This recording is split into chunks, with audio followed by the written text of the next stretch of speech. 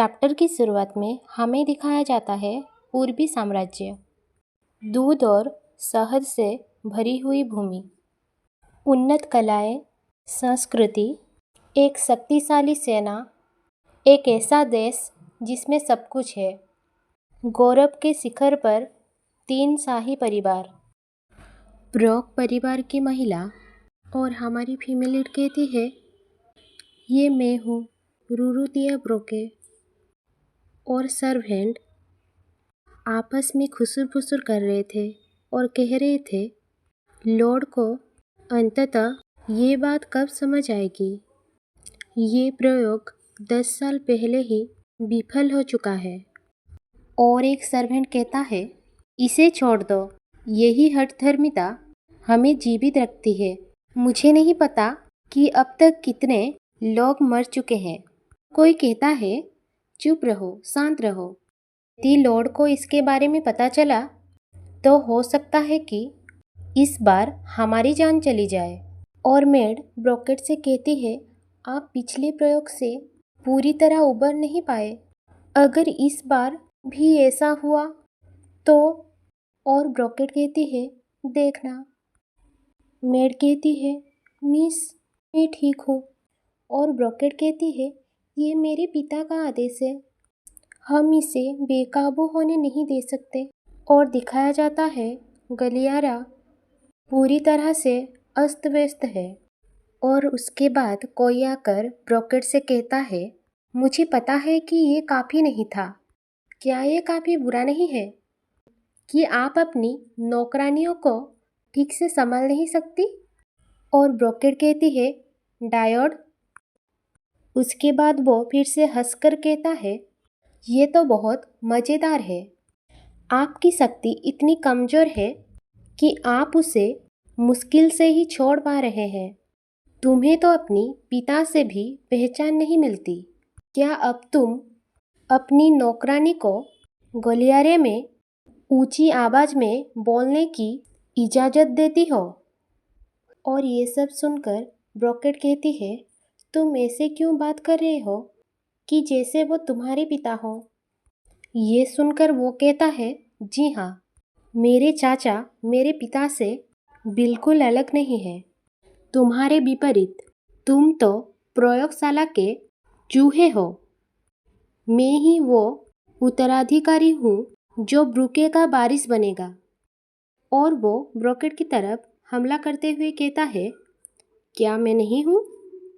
उसके बाद वो कहता है, उप्स, घबराओ मत, मैं इतना मूर्ख नहीं हूँ कि किसी प्रयोगशाला के चूहे को उसके पिता के पास जाने दूँ, चाहे मुझे वो कितना भी पसंद क्यों ना हो। ये सुनकर ब्रोकेट कहती है, डायोड तुम।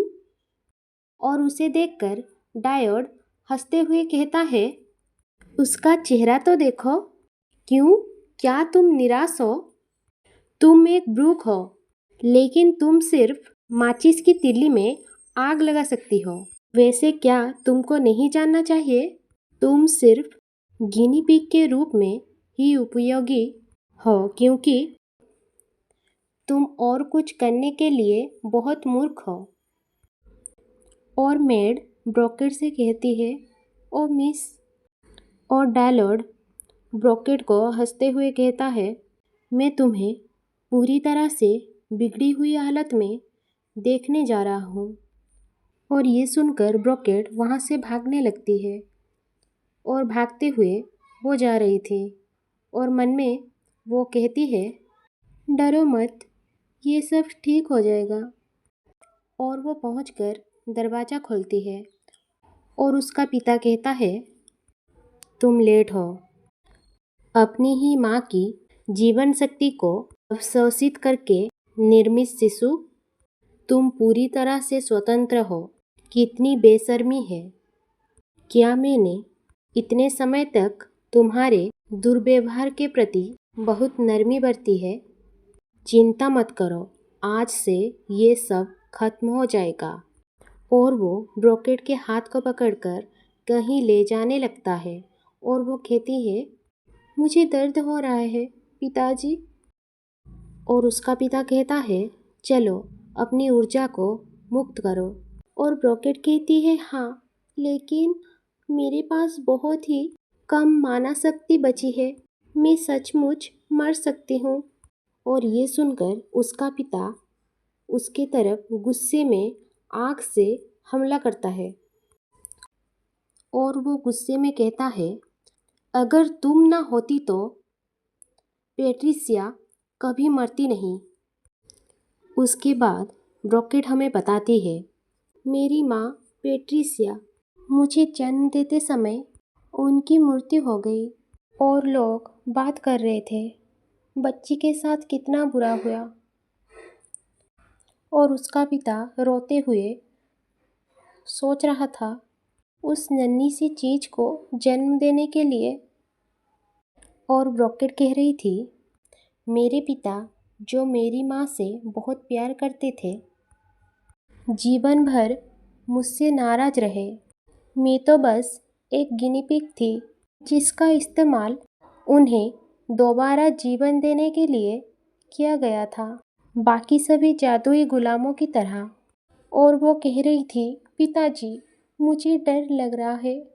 और उसका पिता कहता है, तुम बहुत शोर मचाती हो, मुझे ऐसे ब्रूक की ज़रूरत नहीं है जो जादू का सही इस्तेमाल भी नहीं कर सकती।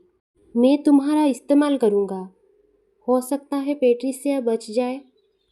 और ये सुनकर ब्रॉकेट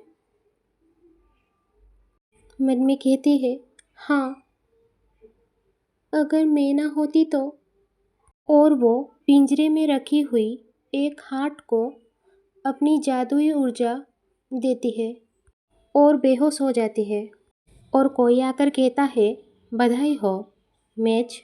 और हम देखते हैं वो वही बदतमीज लड़का था और वो कहता है, मैंने सुना है कि मून स्टोन टूट गया है, अब तुम एक बेकार कचरे की तरह हो।